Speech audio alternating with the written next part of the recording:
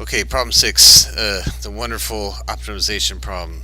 Read the question carefully. Obviously, rectangular sheet, 33 centimeters is perimeter, dimensions x by y. So the perimeters, I know that that's going to be 2x plus 2y. Rolled into a cylinder shown here. What values of x and y give the largest volume? So I know right away that volume of a cylinder is the area of the base, which we gave you here, pi r squared times the height.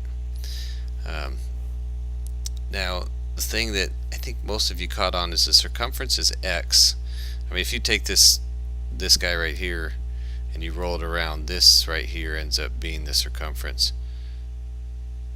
My radius is the radius here. So I know that their circumference is 2 pi r. Oh, that's not very good. Let me write it over here. The circumference is 2 pi r, but the circumference is x. So I've got these two equations here and here. I've got my volume here, and the question is, what is it that we're trying to find the maximum value of? Well, we want the largest volume, so I want to maximize V. Well, I've got two variables here. I want to try to write them both in terms as one variable.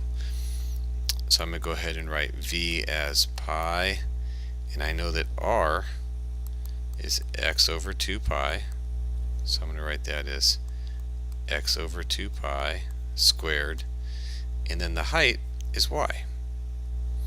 Okay, so I've got two choices here. I know that 2x plus 2y equals 33, and so I can solve x in terms of y or y in terms of x, but then I'm going to have to square x if I write x in terms of y, so I think I'd rather just solve this for y. So from here I'm going to go 2y equals 33 minus 2x, so y is 33 minus 2x over 2. So I get volume equals pi times x over 2 pi squared times 33 minus 2x over 2. And from here, kind of push it over here, it's pretty much just a lot of yucky algebra. Take the derivative and a bunch of algebra. But let's go ahead and do this here. Big picture, I want to find the maximum value.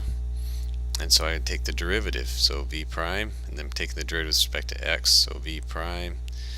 Oh, before I do that though, because I recognize, if I take the derivative now I got to do the product rule, which you certainly can, but I'm also recognizing I can just square this and multiply it out and not have to do the product rule, which I'd rather not, because it's just more room to make mistakes. So this is going to be x squared over 2 pi squared is 4 pi squared, as long as you keep things straight, times 33 minus 2x over 2.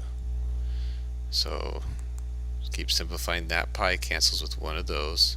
So in the top I've got, and I'm going to distribute the x squared in the top.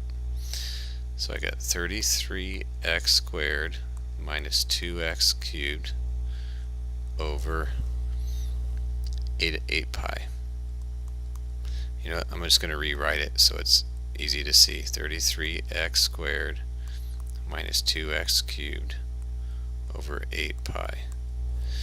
Okay, now what do we do with constants when we take the derivatives? We pull them out front and we write this as 1 over 8 pi, and we just take the derivative of everything that's left, don't we?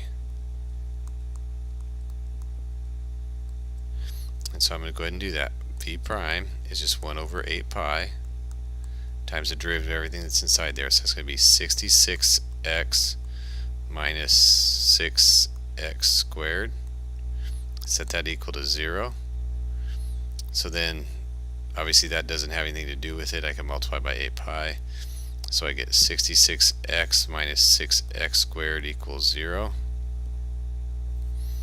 So factor 6x times 11 minus x equals 0, so I get x equals 0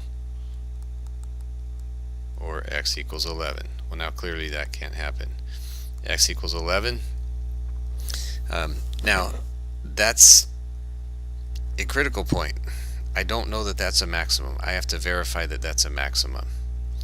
Okay, is this a max? Now the nice thing is you can be pretty confident it is, since the problem asks you that to find a maximum, but you still have to verify it. So is it a maximum? How can I check that? Well, you can do it two ways. You can take the second derivative, v double prime, and plug it in and see if it is in fact positive, or I should say no negative to make it a maximum, sorry. Or you can just do the first derivative test. I'm looking at the derivative and I'm saying, you know what, that's pretty easy to check. V double prime is 1 over 8 pi times 66 minus 12x. So at x equal 11, v double prime, if I plug in 11 here, that's going to be negative. So, oops, come up here.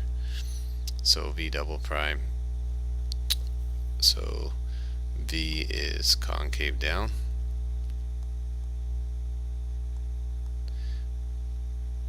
So x equal 11 is a 11 max. Okay, so we got us a max, and then you just have to figure out what y is, and we know what y is up here. 33 minus 2x over 2, which is 33 minus 22 is 11 over 2, which is 6.5. And I believe we were talking centimeters here in the problem. So you're going to say max volume